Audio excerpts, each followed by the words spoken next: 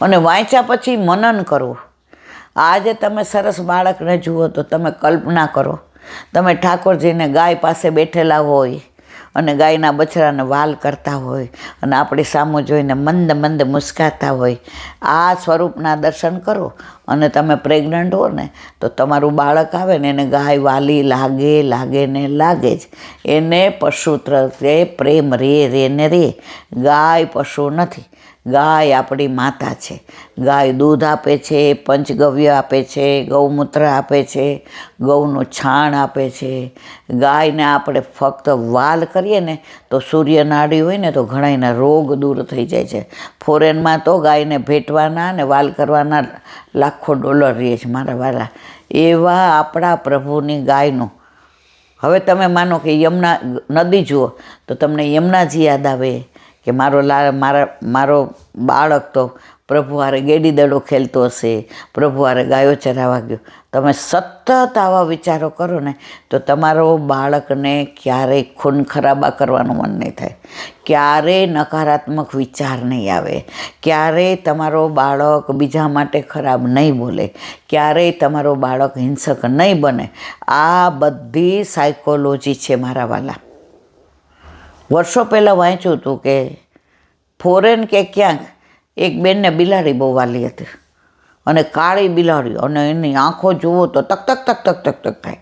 હવે બેન પ્રેગ્નન્ટ રહ્યા તો એને સવારથી સાંજ નોકરીએ વયા જાય તો આખો દી આ બિલાડીને રમાડે ને ખોળામાં રાખે ને બાજુમાં સોવડાવે ને દૂધ પીવડાવે ને એને છી કરે એટલે એને બહાર નાખી આવે ને બિલાડીને લઈને ખોળાની અંદર સોફામાં બેસે.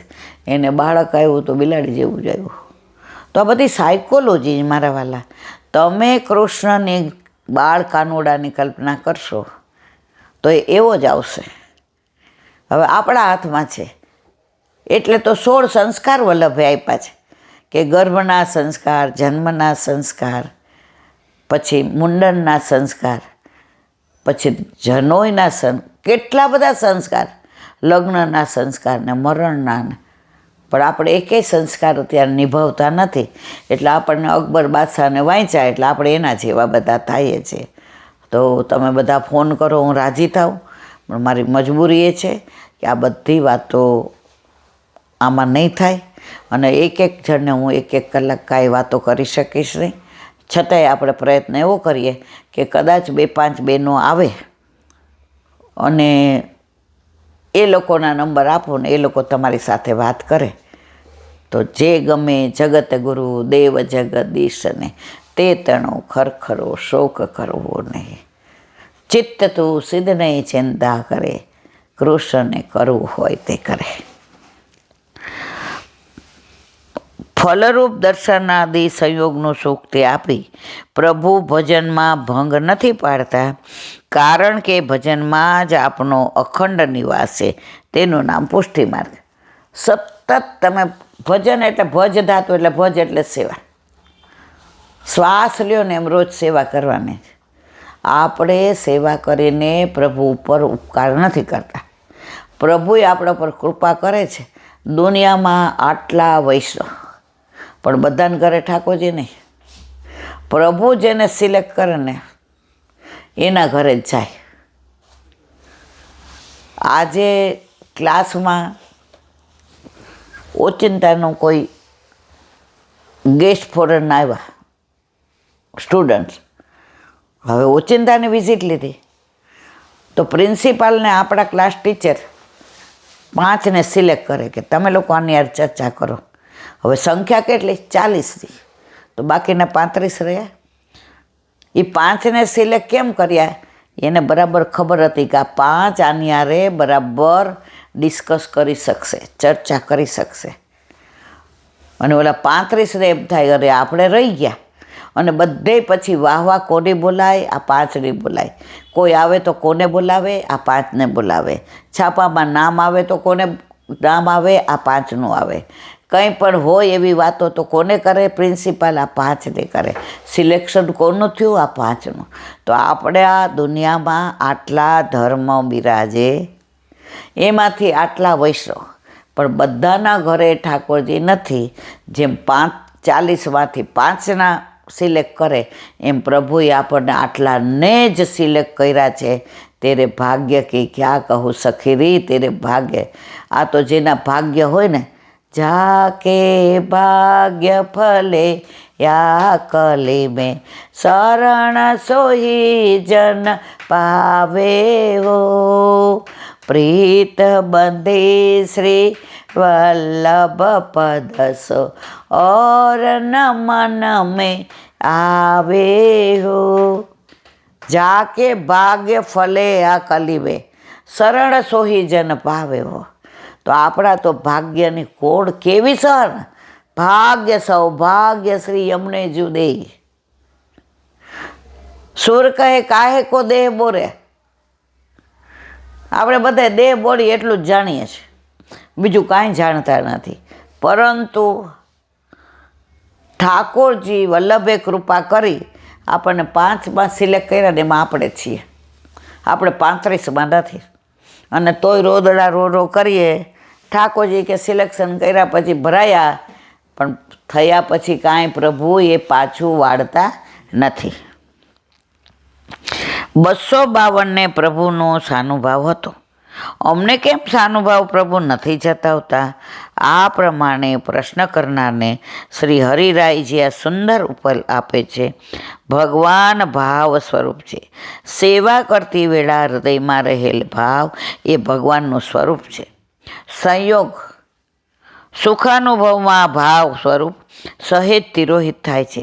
માટે જ પ્રભુ સંયોગાદિમાં સુખનું દાન કરતા નથી.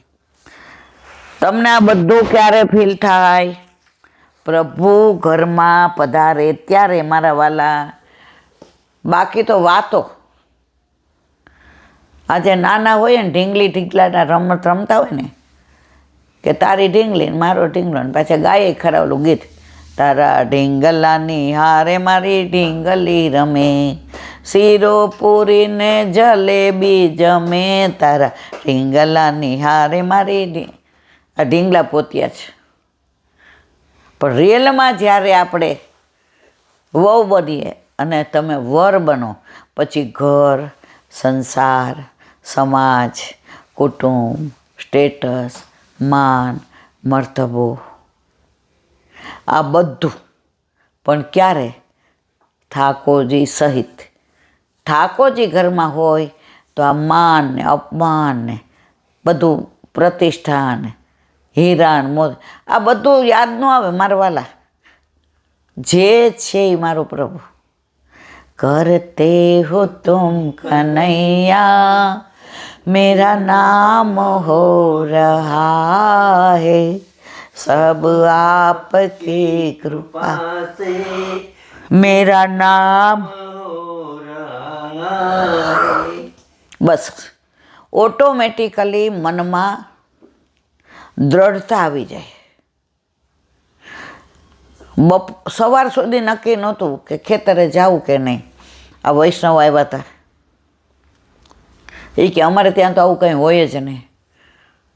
રિયલી વી લાઈક રિયલ વિલેજ. બધું ચલો ભાઈ રિયલ વિલેજ.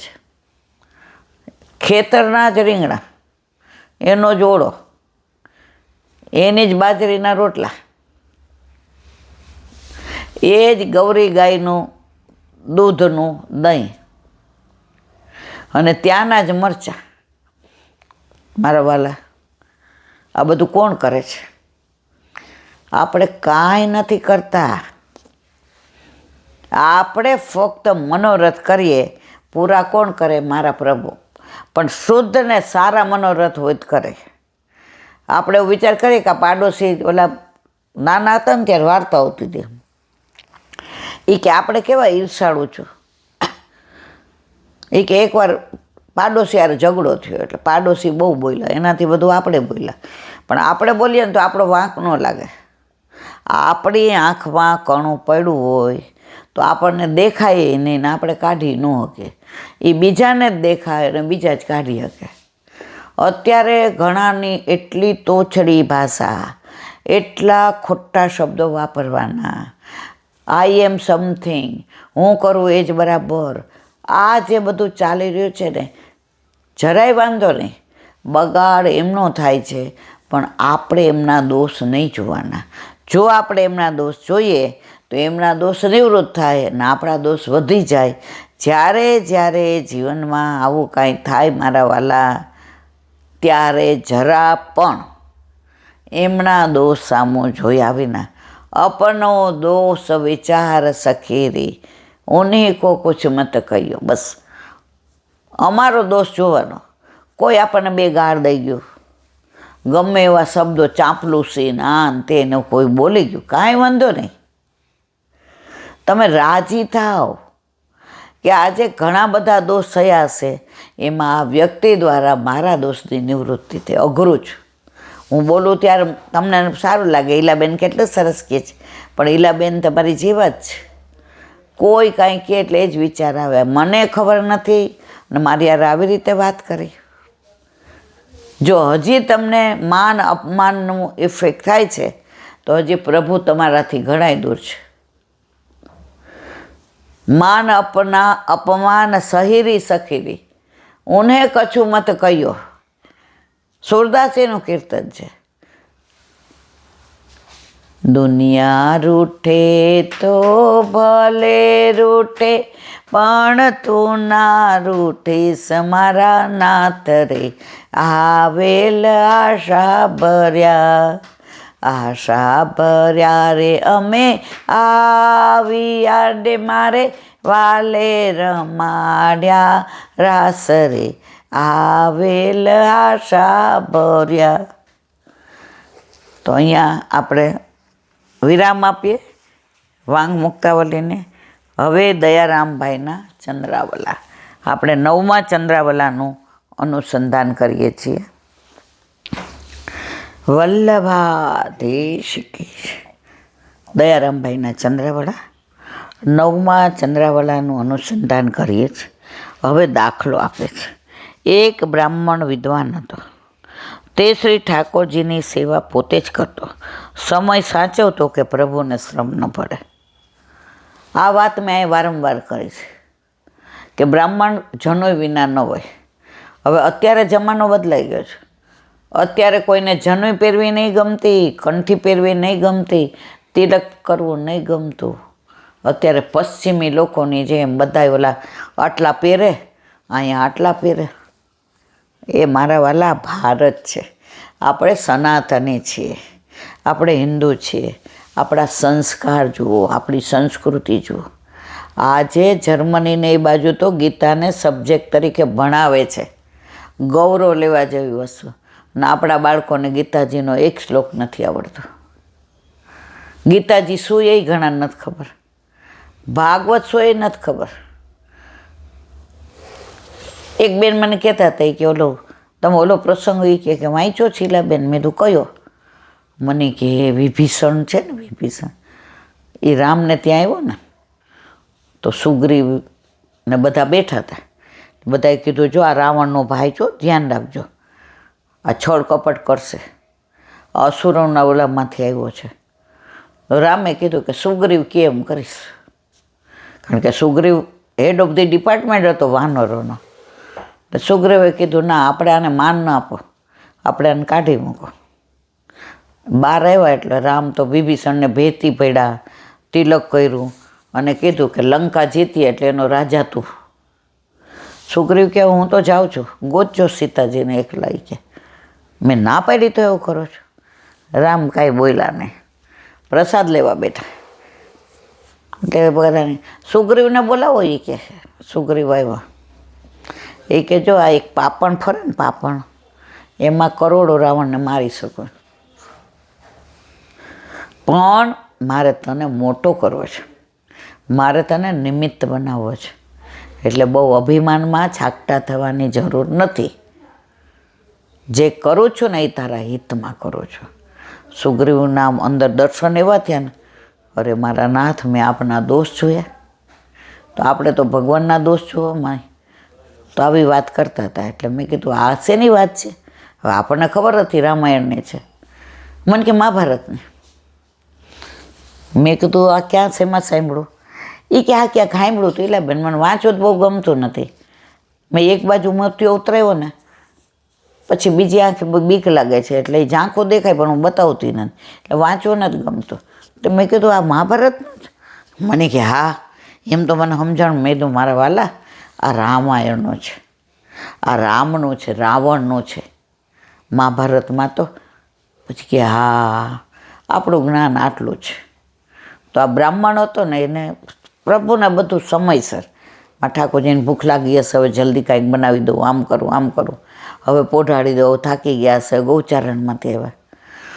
તો એકવાર બુહારી કરતા હતા અને સાવેણી હતી ને સોહની એ તૂટી ગઈ. હવે જો પાછી દોરી ગોતવા જાય ત્યાર તો લાઇટો હતી નહીં, દીવા હતા, તો જનોય હતી ને તોડીને બાંધી દીધી કે મારા ઠાકોરજીને અવેર ન થાય. હવે જો એ જ વાત અહીં કહે છે. એક બ્રાહ્મણ વિદ્વાન હતો, તે ઠાકોરજીની સેવા પોતે જ કરતો, સમય સાચવતો કે પ્રભુને શ્રમ ન પડે.